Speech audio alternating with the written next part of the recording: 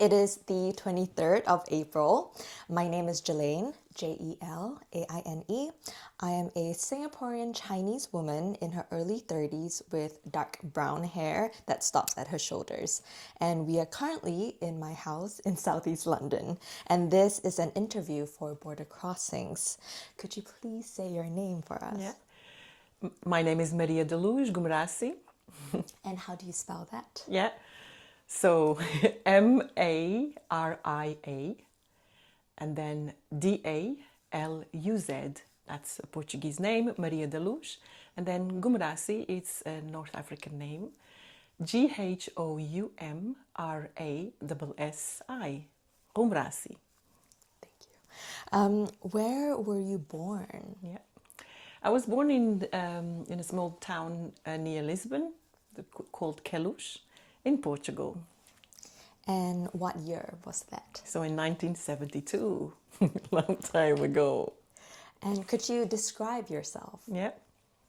I'm a petite lady of light, light brown skin. I've got brown eyes and coiled hair, dark brown, black, shoulder length. But right now my hair is in two small buns next to my ears. I'm kind of, I'm not thin, but I'm very muscular. Could you tell us about yourself, please? Mm-hmm. So I am a dancer, choreographer, movement director, but I have a passion for life in general. So my experience with this, expressing this passion is through the arts. So firstly as a dancer, and then I started discovering other art forms, other disciplines that I'm very passionate about, like theatre, and then into, for example, visual arts, puppetry, voice. Yes, so it's just a amalgamation of different experiences. But with that, I also feel myself with a strong connection with nature. Wherever I am, with my environment, the impact that the environment has on us as human beings, and the impact a human being can have on, the environment, in this case, nature or whatever we are. You were sharing about your name, your last name.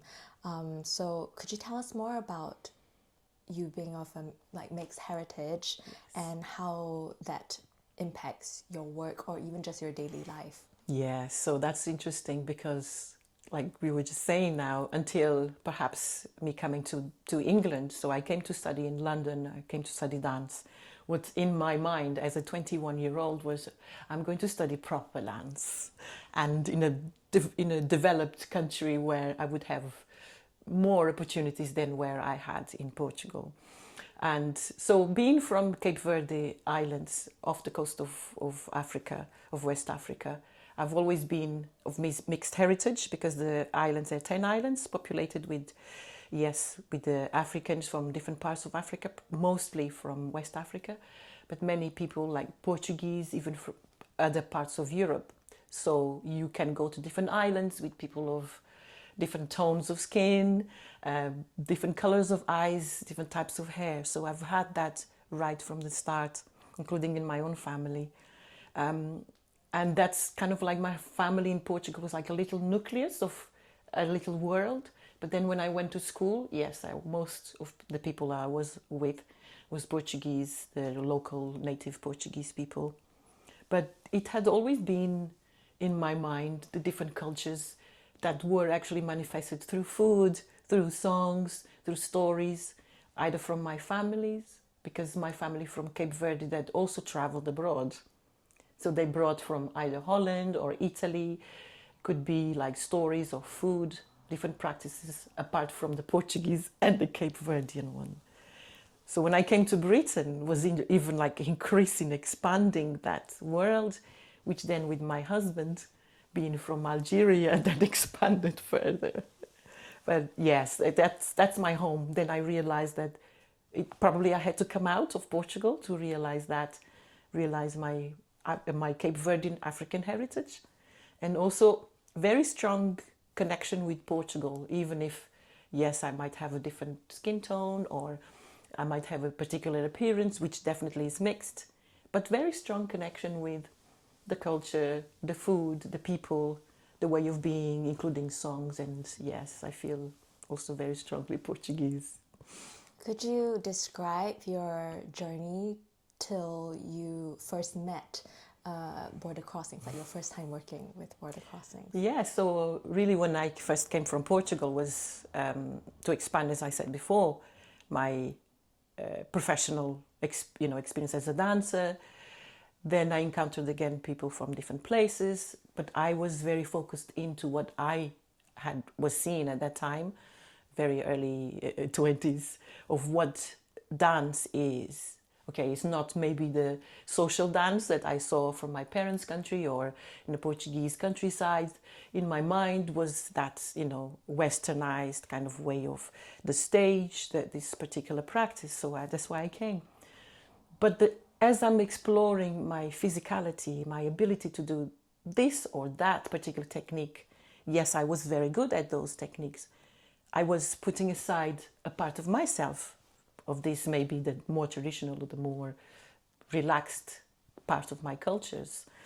And then even after I went to the West End, so after studying, I went to the West End. The Lion King was really like something really iconic in my life, because then I was able to reconnect with other people, maybe of African heritage, like South Africans, really like actually deep into the culture. So singing with other people alike, with their languages, and then connecting with other forms of art, like I'm saying, puppetry, the singing, realizing, oh, I can sing, maybe I can act, with all this richness and, let's say, some of the best people in the world.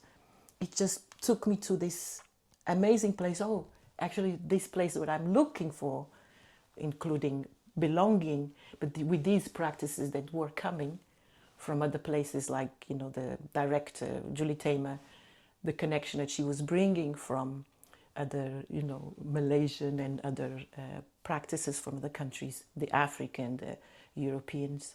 So when I finished having my own children, then I wanted to reconnect to myself and other these places, but maybe less with the techniques of dance, of ballet, of this, of going deeper into myself, into my ancestors. Why this fixation with the earth and nature? Then I realized, of course, wherever my ancestors traveled, Portugal or Cape Verde, the land was always there, the water, the plants, the surrounding environment, the clouds, the sky was there. So I started developing work that was a bit more with the stories of my families. And as I was doing, and motherhood was coming very strongly too, after having my third child. So reconnecting with the work I had done previously about Cape Verde and maybe influenced by my mother's family, I just had this really strong desire to connect to motherhood and to what motherhood means in the world. That our role in life, in the world, that society sometimes dictates that you must become a mother in order to feel like you have contributed to society. And it's like, so how come, what about women that don't want to have children? What about women that cannot have children but have this void within themselves? So I started exploring with different things, singing and connecting with actually places like clinics in London, connecting with women that want to have children but cannot. So I was thinking like, but also culturally, so not just in London, maybe how this particular theme is seen around the world. So I started developing a piece of work that I wanted to be like more intercultural. And at that time, I came across border crossings. So I definitely wanted to have someone like Michael's experience, or maybe way of mentoring people, how could deepen my work further. So I invited Michael to come and see my work and be my mentor as I was developing this work. And then that's it. So it's really like when I just fell in love with the work they do, attending their workshops really like have marked me deeply with the work from artists from Australia, from Canada, like indigenous artists. And then I felt like, wow, there's something there really strong for me. So I'm now kind of navigating, different truths and what is the truth, but yeah, exploring all these. So, and the further I go, the more I'm curious about things. Like the last piece of work that I did with Border Crossings was going back to ancient Greek theatre, and then how contemporary it is today. So I just enjoy that research and the support that Border Crossing, just opens up for the artists they work with. And this kind of dialogue and explorations, and there's no one right or wrong answer. Yeah, it's just my ideal world. Excited. Yeah. Could you tell us about the first time, like that first project that you started with Border Crossings? Yes. Was there any specific experience that stood out to you? Yeah, so for me, coming from the dance world, which things are much more like from the aesthetic point of view, you either do this shape this way or you're supposed to look like this way, even if there's a particular underlying story. You have like an expression, sadness or some stressful kind of situation. That's very superficial, the way that dances in a way a certain kind of work comes across. And with Michael working within this particular storyline, or even if it's not like, A, B, C, but was something deep in that characterization of this woman. Who's this woman? Okay, so she comes from this deep place. I started learning from more like a story of then dancing that story or dancing that thought. So things became much more, what I think for me is more truthful, instead of, okay, there's this shape that looks very pretty and I'm going to bring it here. So everything started coming from within. If I'm sitting on this chair, for me must be a reason why I'm using a chair, a reason why I'm sitting in this way. For example, if I'm creating not just because it's pretty, aesthetically looks nice, we should have an object there. And so this is carrying on now, going further to other practices, like for me, when I'm beginning to work with theatre in terms of opera or creating like movement direction for actors.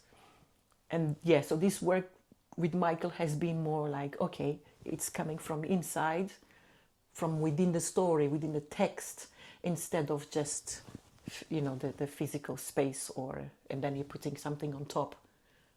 Yeah, so unnecessary. It's almost like what shouldn't be there. So this is good for me because I'm very creative, so I can do this and do that, and it's like, oh, what is this adding to the story? What is this adding to the character? Then it's coming more. It doesn't mean there is always a character, but there's something, a reason why. So I'm questioning. This was a big turning point in my practice of exploring work, my creativity. Yeah. How did you discover that I shouldn't just be focusing on aesthetics, no longer just shapes? I always had that feeling.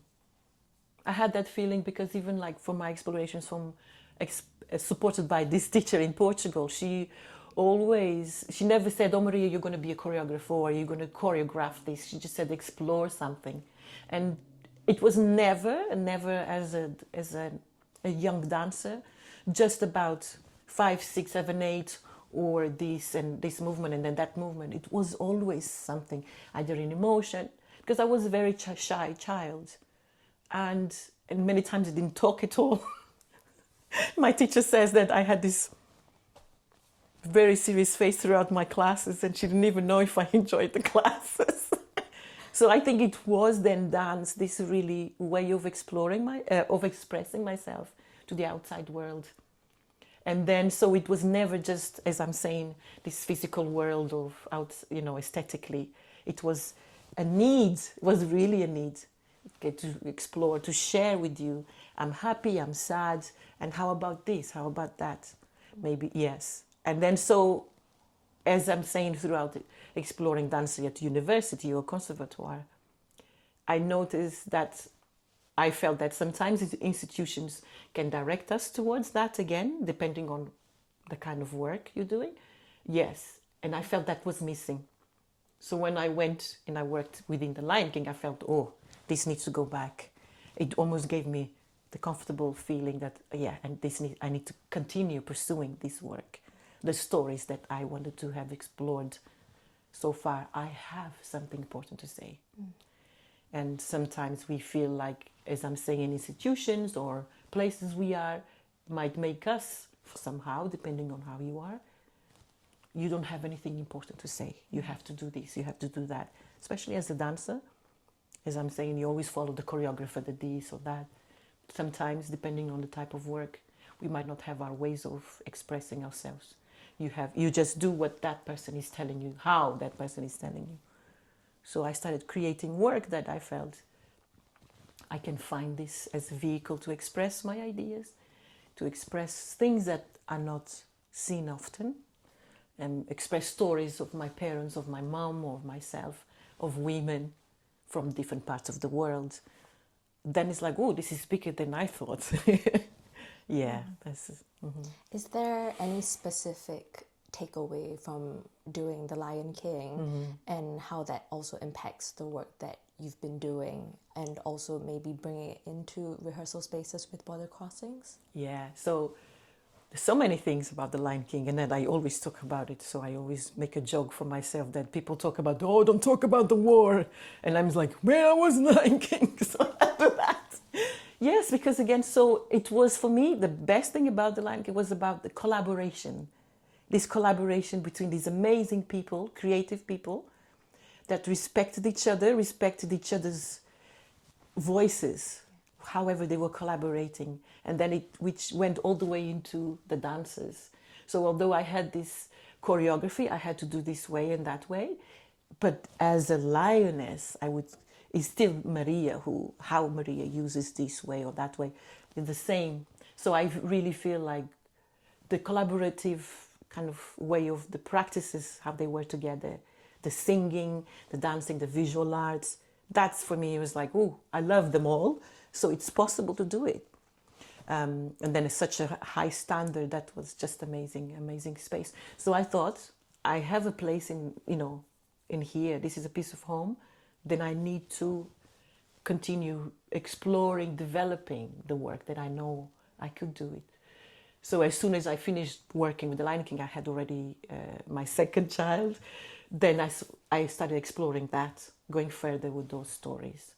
But definitely I think The Lion King, the work that I had done with also an African Caribbean company, with some work of Germaine Acogny, which is a French-Senegalese choreographer, of using also the African, you know what I mean, the bigger picture of African dance, a contemporary, and then how with the aesthetically and with stories, that started taking me, how then can I find Maria from Cape Verde, that lives in London and is married, so all of that. But especially what you just also mentioned, I wanted to facilitate the voices within my work. And I think that's what's beautiful for me about border crossings, is that place. Yes, Michael most of the time brings the main idea or the framework, but he's creating that space for other voices to come across. And it's a really important place for me. And I think it's interesting because I don't think there are many people don't know how to work in this way, or even don't value it, or even, and I might talk to some people in this way and they think perhaps it's you who don't know how to, this is your idea, follow it through. For me, I feel like it's more fun, more interesting, because I learn from you, you learn from me, to collaborate. That's what for me real collaboration is. It's not just I bring you this and then finish. It's just, what happens if I do this? Yes. What happens if we do this together? Yes, I think that's one of the main important things. Was it difficult to, you're kind of like flipping the hat from a performer on such a big stage and then going into facilitation now, directing, moving, and all of that. Were there any difficulties in swapping those hats? Yeah, so interesting. That's a very interesting question, because sometimes in certain courses, like the course I had studied at, in lab, and I didn't have the choreography component we had was mainly like to do studies about you choreographing material. but it was never in facilitating how you facilitate the group. So that was not so much because of the production, was mainly the studying in dance that I went through. So this community work that you're talking about, that is not wasn't taught. At least now, Trinity Laban had this community course for practitioners to work with communities, but before, community was seen like not well seen. So you either a professional dancer, which you have many people think this is higher than that status. I work with the community, and then you don't have that status. And I always really was against that, because I feel like we are all part of a community. We're all community. When you go to the street, you're community. When you go shopping. So this hierarchy, I really wanted that from the start, wanted to go against it. And I think I managed, because then what was for me, once of course then I left the West End, so with my children, but I kept connecting with groups and practitioners that were doing the work with communities. Then I would observe and I would watch, let's say, from then connect with theatre or drama, then the things that are useful to work with community groups. So as I am saying, after I had my children, I was thinking, okay, I cannot go back to the West End right now because I'm focusing on this part of my life. But then I started teaching more. I work now, and then started working with little children, like early years, which I love. I mean, I love all groups, but early years, parents and toddlers. Then you go into stories, always wanting to bring the parents in. Again, trying to make that divide disappear or less visible. Oh, I'm the teacher, and then they are just bringing their children in. I would always try to design the class, the session that they would be with their children with me. I would be just like guiding, for them to explore. Being with their children. We would sing songs, laying down on the floor, hug, tell your loved one who that came with you. So always that. As the more I did it, the more I understood that's the place I wanted to go for, to follow. The same with all the people. Then I would do that. So it was always, it's not me and you. I always wanted to be, of course, yes, I'm a different body, but I would try to be in their space. So I managed, and and then I started understanding that I'm good at it. Understanding that when you open that space, yes, it's the others who have to continue that space, but you, as the facilitator, you have to open that space. Because it's easy just to enter the space, have this persona or whatever. They will also replicate with, even if one or two want to feel a bit more welcoming. But because you're already having this, they're going to mirror you. As soon as, for me, and the more I see it, now I'm outside of the dance space, of the community spaces, I'm beginning to see the opposite again. I'm beginning to see that I'm entering a space and people don't even say hello, and I've worked with you before. But it's community, starting from the facilitator. And that's, for me, that's not a space I feel welcoming. Even if I have like an objective, I'm here for this, to learn this or learn that, that's not a welcoming space. As a facilitator, I know I can, and that's my priority, to create this well-being space. And it doesn't take much.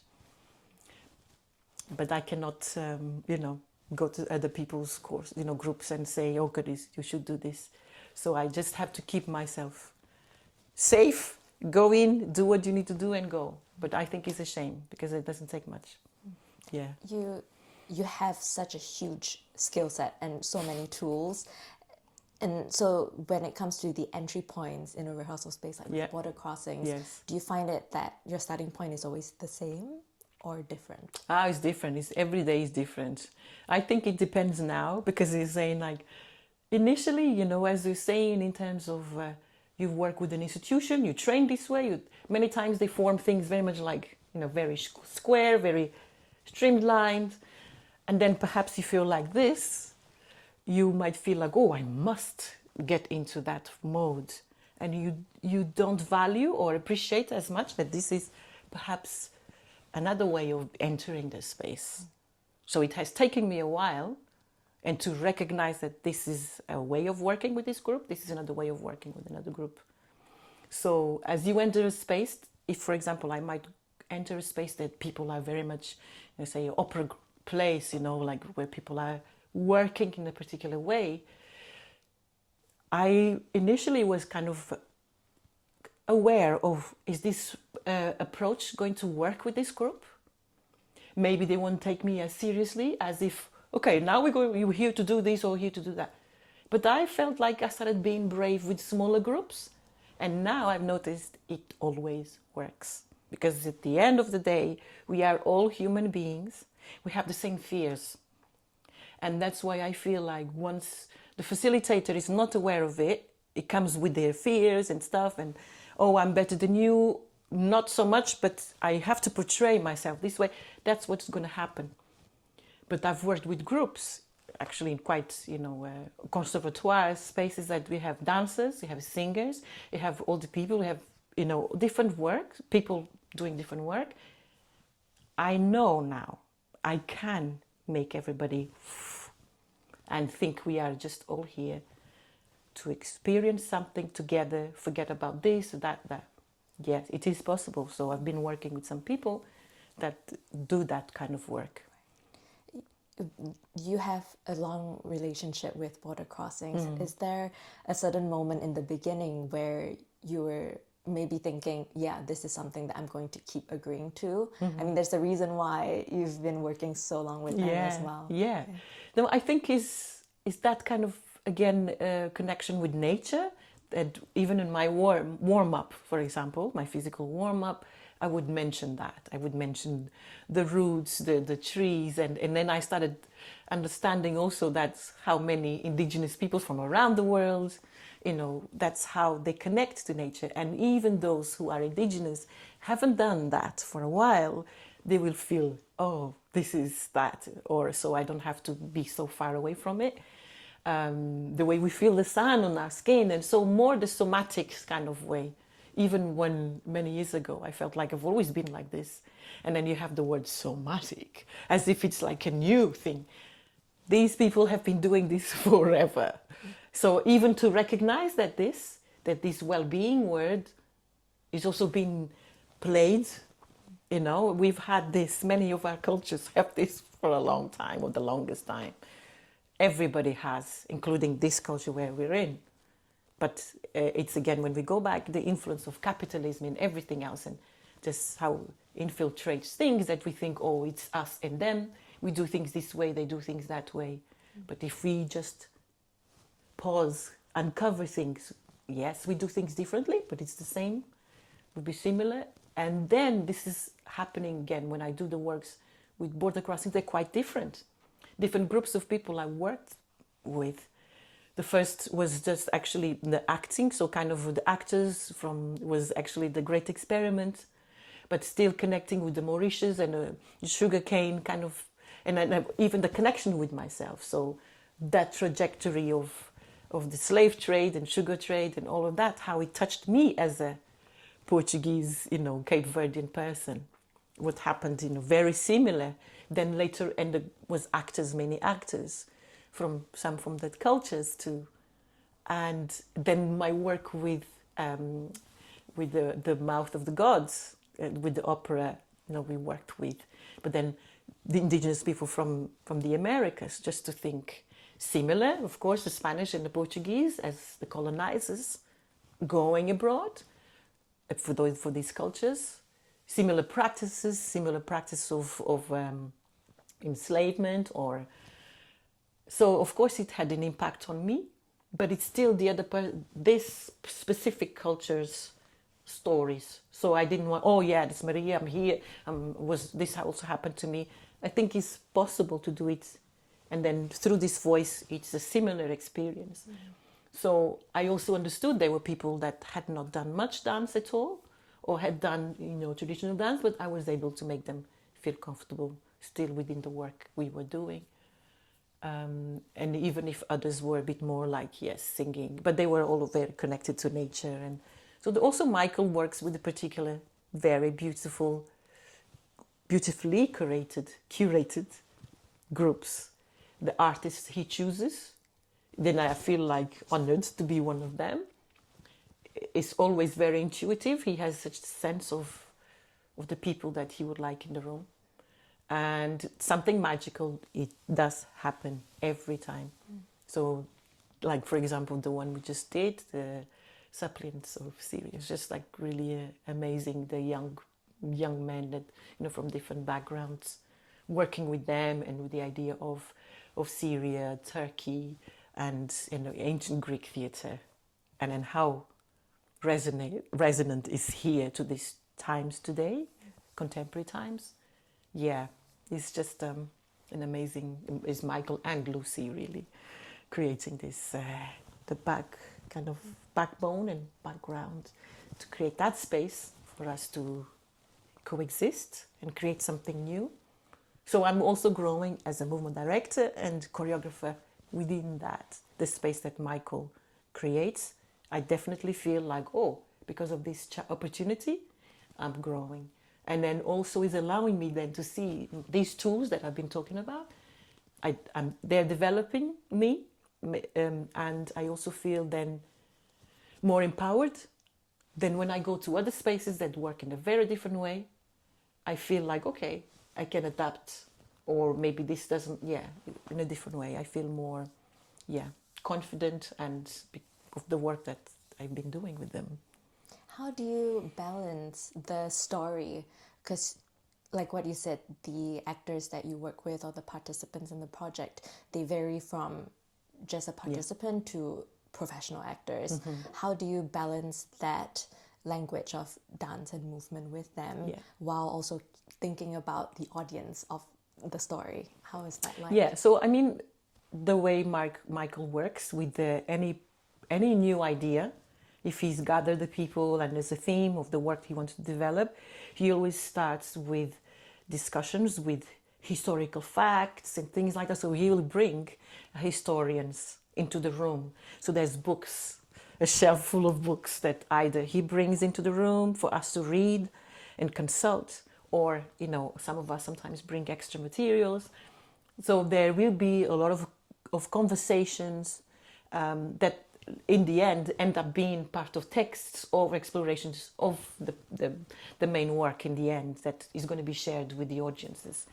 But Michael and Lucy, they're very much in tune with what the response is already going to be, when we explore this, which are the audiences they're looking for, that they're going to work, they show the work, who they're going to add into, so that those spaces are thought, it kind of like, even before the work is created, they're already thinking like that. So if it spans from an idea from Michael's, creative space, then he has this, and then he starts bringing them together, and he always thinks, where are we going to show, and who is this kind of serving, regardless of what the result is. And and then even like I'm saying, young actors or people with less experience in terms of performance on the stage, we try, even myself, as I'm saying, if I bring you in, it's not just, okay, now you're going to do what I'm telling you, do this way, that way. So if we have a theme, there might be an exercise or a way that I bring your experience into how you do it, and then I will find, because for me, I think the most beautiful thing is actually, yes, we can have choreographed material, but then there's something so special about the natural movement of this person, of that person, and then combining, coordinate, different things. And it works well if you know how to do it. And sometimes, like, for example, The Mouth of the Gods, then, for example, I had some experience with the, Baroque movement and things like that. And then Jessica was bringing indigenous from different particular dances. So we had sessions that we explored both, for example, one or the other. And then within myself and her, we would collaborate, think, how could this be mixed with this and that? But the context, so the history, the research is embedded in the work, because then we were thinking politically what was happening at the time of the Baroque period. Yes, then this music is made with certain, like with the music from the Jesuits, but then the language was Chicano language. And then who was singing it was indigenous people, so the voices sound different. The instruments, some of the instruments were the original ones, the indigenous ones. And then how would Baroque movement would just come across then for the colonizers coming?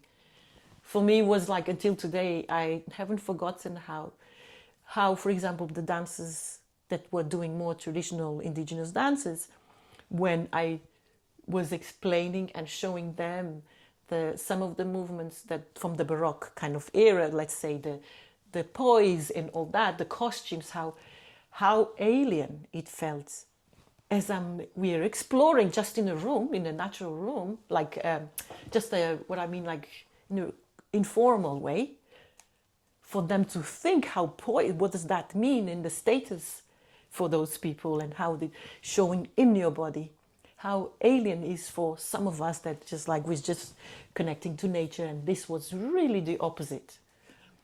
And when for me was the realization that this is what really happened. That, yeah, until today, and I think I need to go back. We need to go back and explore. See, Mike, yeah, and explore that, because it felt. Then we were walking in a room and things like that. It took me years of when I practiced ballet how to have this particular way. But what it must have felt for indigenous people, for these people to just come and say, "You are this, you are that, and this is superior. We are superior to you." Then how does that indigenous person to feel in their bodies? And then how would I walk? So my maybe way of, let's say, would be seen clumsy is my suffering of trying to match this way, which you say is superior to mine. So that for me, and like I'm saying, because then when we start creating, you have to go quickly, but I would like to go deeper in that. So this realization of the, let's say, the 1600s, 1700s, what was happening in the Americas or Cape Verde, I want to bring those two worlds. But thinking about psychologically, with the bodies, with the history, yeah. Is there, what do you think your work has done in terms like of making a difference? You know, maybe with what you've just shared as well, it sounds it's not only just the audience that you're impacting, it's everybody in the rehearsal room as well that you're impacting. Yeah. What are your thoughts about like the difference? Yeah, I mean, that's kind of as I'm doing things, when I bring things in the room and I'm seeing this, I can see that in people's reactions, or maybe like a comment, or sometimes when we create this kind of work, it could be a moment where people actually share or do feedback about this particular exercise or this.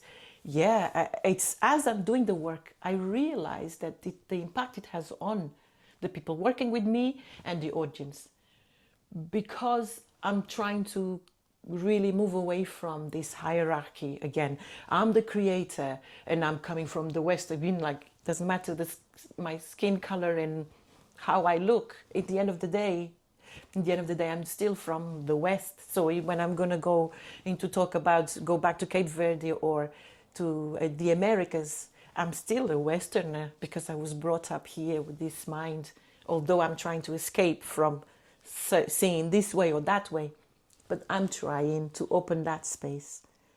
And so, especially exactly with encountering them, the traditional indigenous from other places, if I then do it with care, that what you have to share is also valuable, is this place.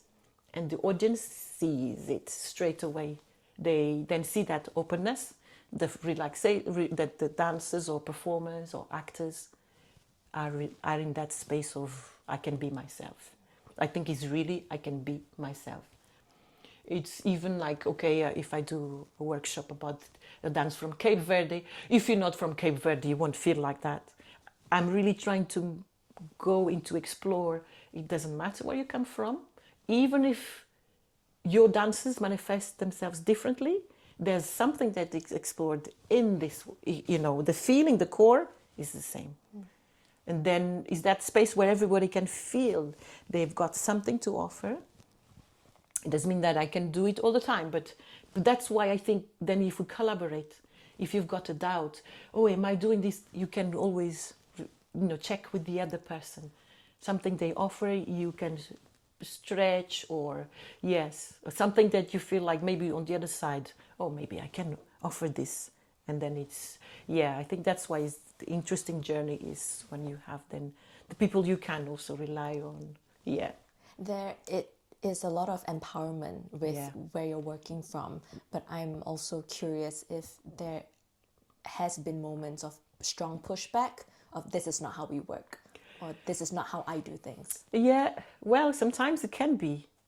And I've had like, I don't usually, I'm, a person that I usually kind of, oh, it's okay, have you got an idea? I have plenty of ideas. And as long as any, sometimes people might think, oh, she doesn't have ideas and she follows the others. Not really. I have so many ideas, but because I feel sometimes I'm so adaptable. You bring this flower, oh, okay, this flower is this way, that way. You bring the floor, and I can, oh, the floor, it looks like this, and there's this. I find anywhere I can find the connections. But it has happened twice, like, so it has been a little bit difficult.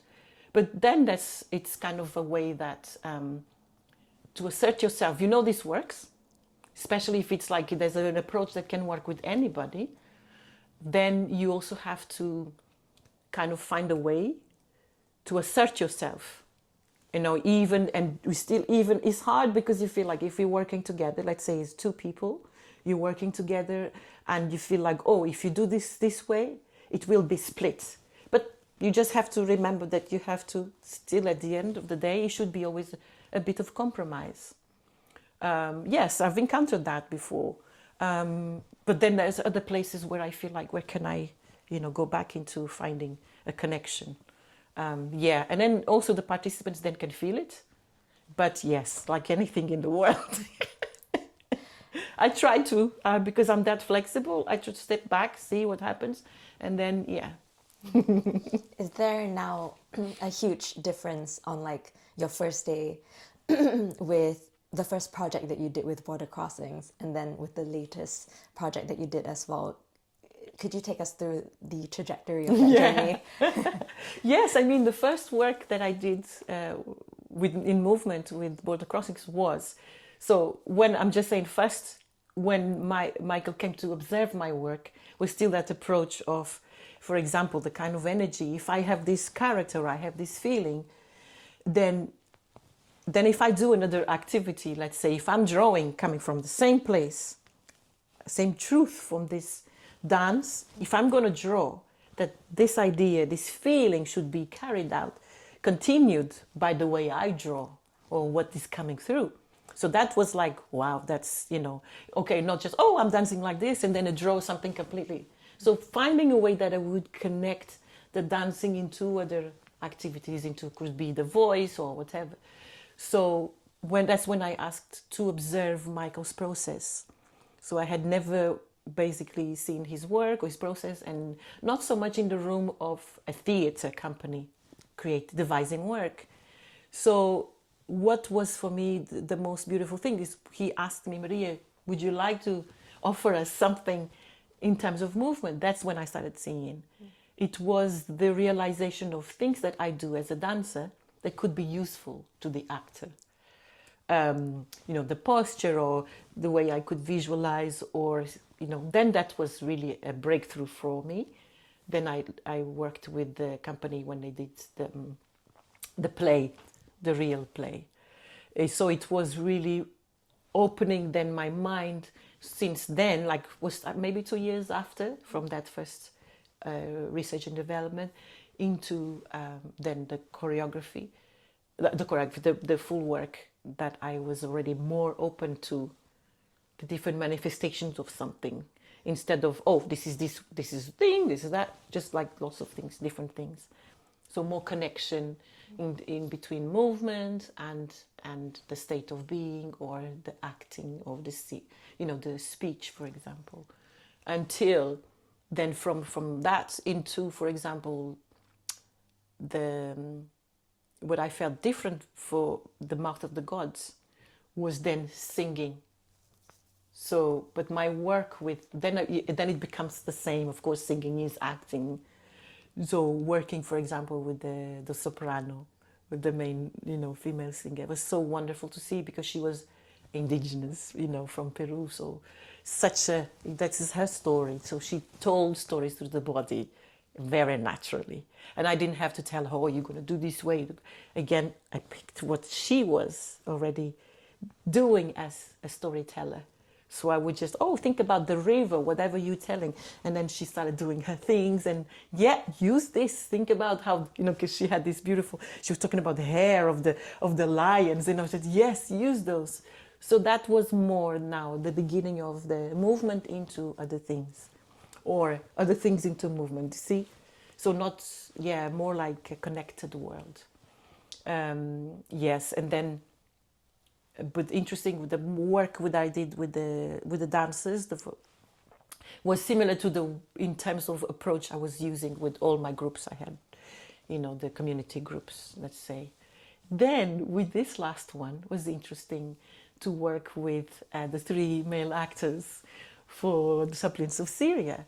Plus, so they had a particular kind of, so the idea of the ancient Greek theatre. So for me it was like, I want to study this. I had never seen Greek theatre live. And the introduction of these masks, I was like mesmerized. So wonderful to see, and I want to go deeper. So the border crossings always offers me to go deeper. It's like, but just so exciting, and understanding the roots of theatre today. So the role of the chorus, the idea of this mask, that it doesn't matter regardless of who embodies that mask. This is that character, but in different ways. It was so wonderful. Plus, then, the way that this particular group of men were kind of reflecting some, almost like the troubles that some groups of men are, creating in the world for women especially. These misogynistic, these kind of angry men, then kind of how to explore that more physically. So it would be great, of course, to have much more time to explore with the cast, but they were such an amazing group to work with, very open. And anything that I was offering, I was with them in the room, like, let's do this, let's do that. And they were, it was really nice. And to see how then the dance, the place that the dance had within that play, and actually in ancient Greek theatre, then unfortunately, it's not there at all. Even many ancient Greek theatre specialists talk about that usually the chorus is kind of seen as an add-on, and it should not be at all. That is actually, in the beginning, used to be as one of the most important things. Then the text came, because it was supposed to be so rich of content, with the theme, with who they were representing, what they were bringing into, the community was bringing into the stage, and then the text would come from that. And unfortunately, it has been the opposite now. That is just the cerebral mind with the word and the text, and the dance is almost like a distraction, and then it's finished, and that's it.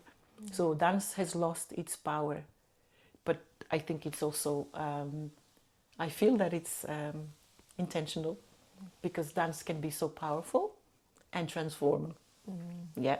Because once you move the body and you either release either something like negative or that needs to come out of your system, there is a transformation. Either I feel calmer, maybe I see a different truth, maybe I see that we are all very similar, that we should do this together and stuff.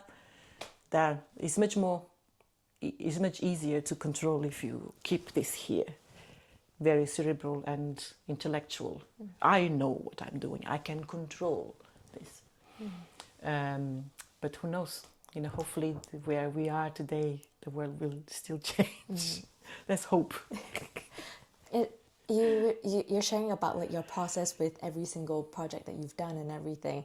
I'm curious about what border crossings has made an impact on you in like maybe your thought process or your personal life, or even just the way that you navigate dance now.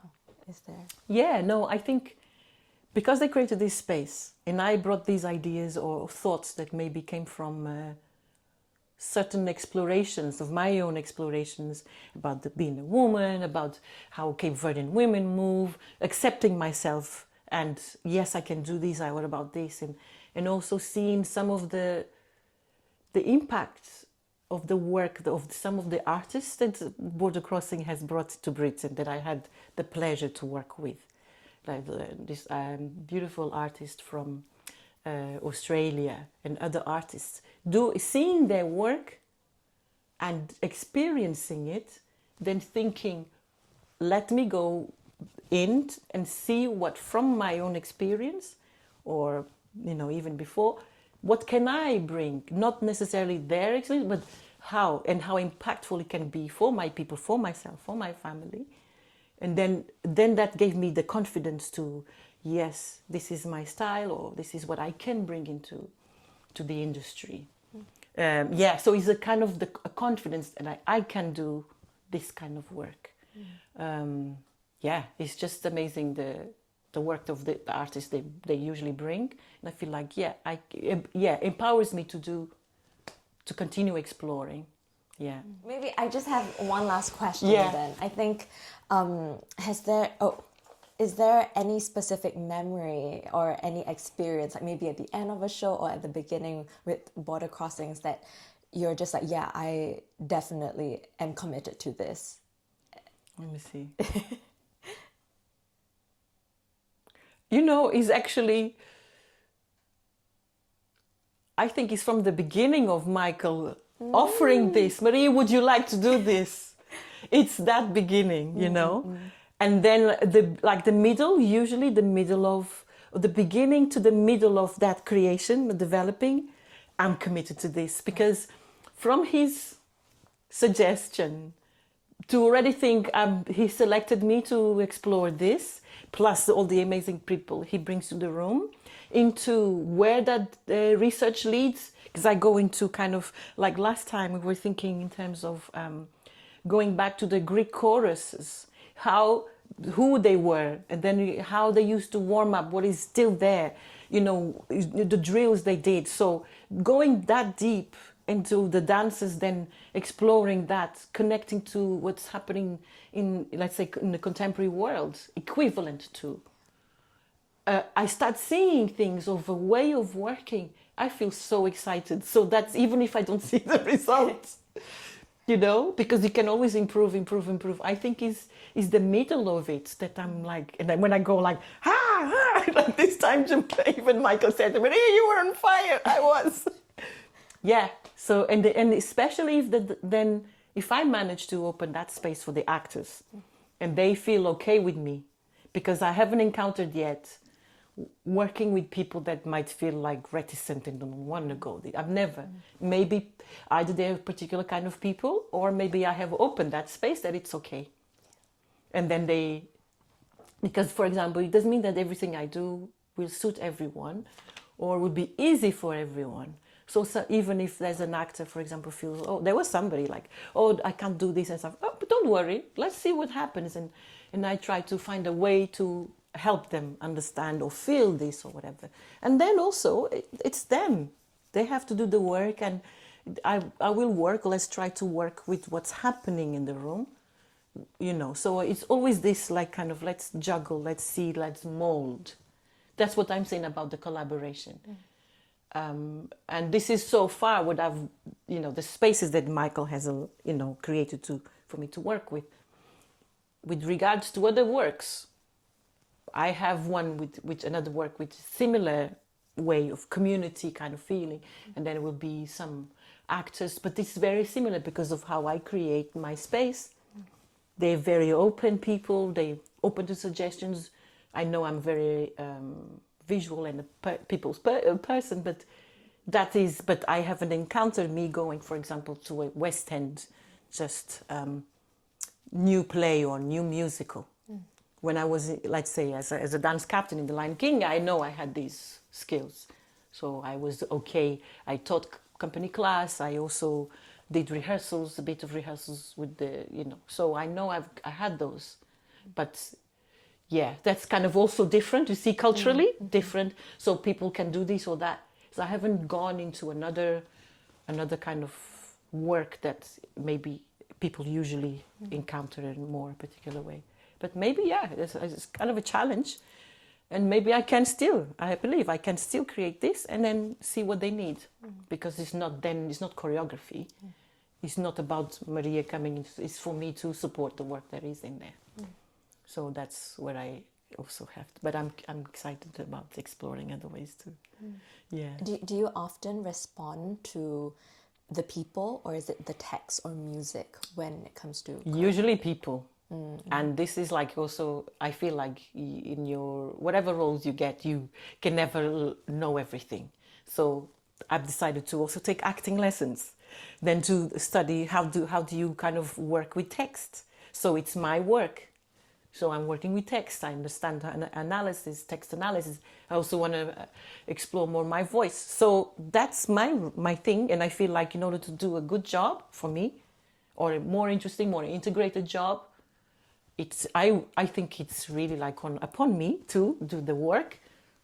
I will be able to create some kind of work. And I know, I'm sure it creates something different than someone who's just like, okay, this is what I bring, and that's it, that's your experience. And I think it's much better to connect, to understand that, where they're coming from. It could be different, yeah, so in terms of text, in terms of voice, then it's so connected. Again, the body, if my body is like this, my voice is going to come across this.